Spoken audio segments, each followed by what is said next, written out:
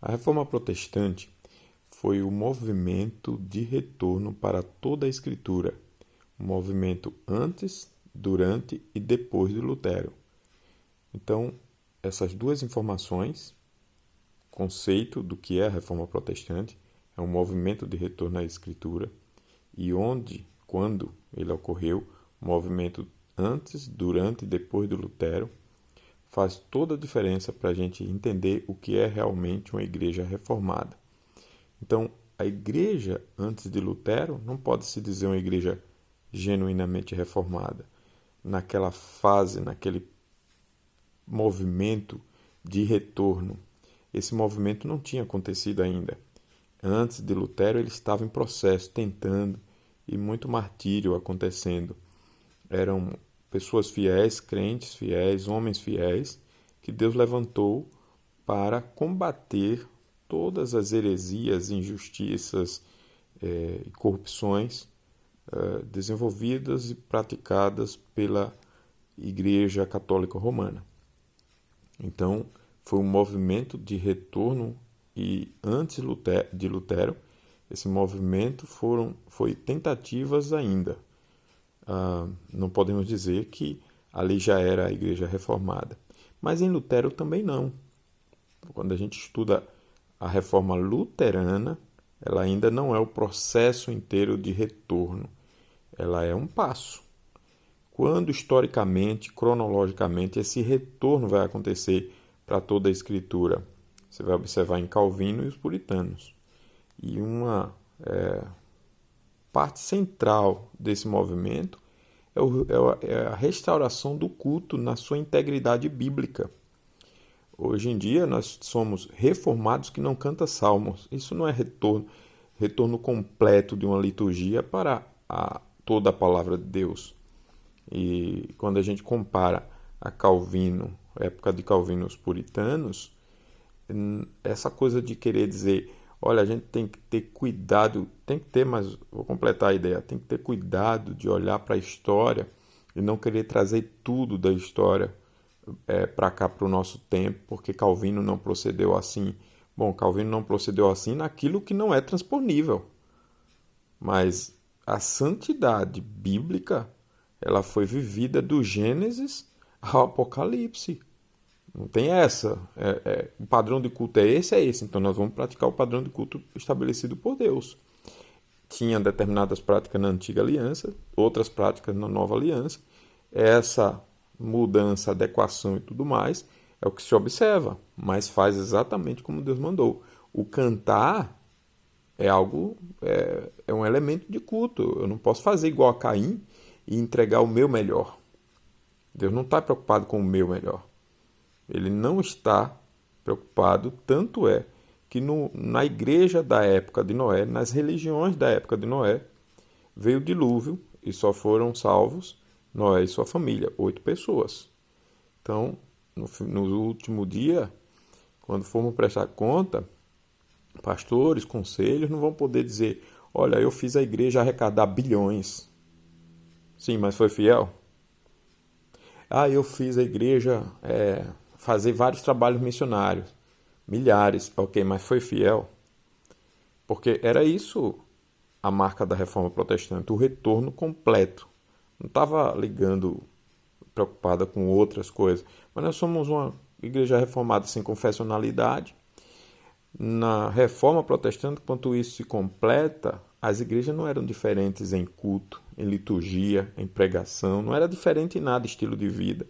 As diferenças eram apenas em localidades, coisas administrativas de horários, coisas assim, mas não naquilo que as escrituras ensinam, o que ora, como ora, quando ora. Não, não era. Outra questão muito importante sobre a Reforma Protestante, eles nunca passaram essa ideia, pelo menos eu nunca li, nunca vi nada parecido de uma igreja reformada sempre reformando. Não, não, não. Era como se uma igreja que é cristã está sempre tentando ser cristã. Não, ou era cristão ou não era, ou era reformado ou não era.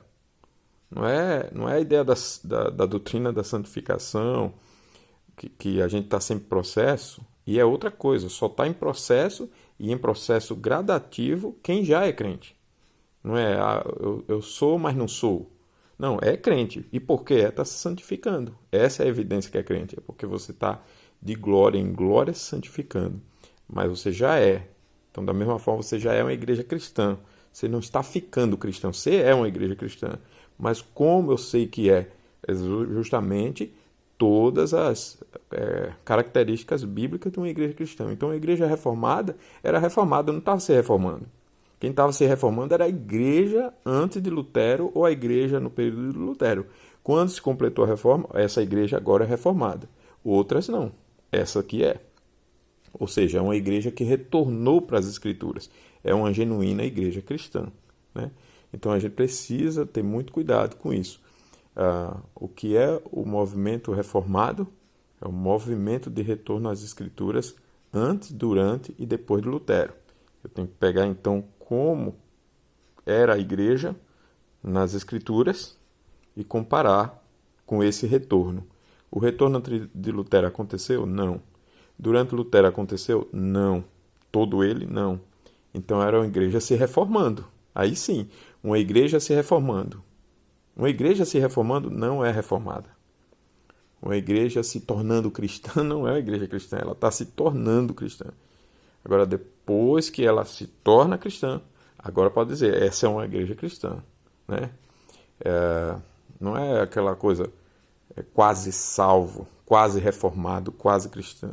Se a reforma protestante significa um movimento de retorno a toda a Escritura, então eu tenho que entender cronologicamente, historicamente, fielmente, quando foi que ela completou esse retorno.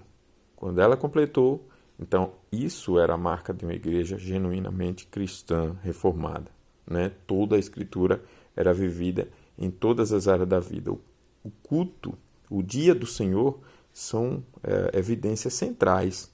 Uma igreja que não guarda o dia do Senhor como Deus manda, uma igreja que tem uma liturgia de culto de 1 hora, como cabe as coisas que Deus exige da Bíblia para aquele dia, para 1 hora?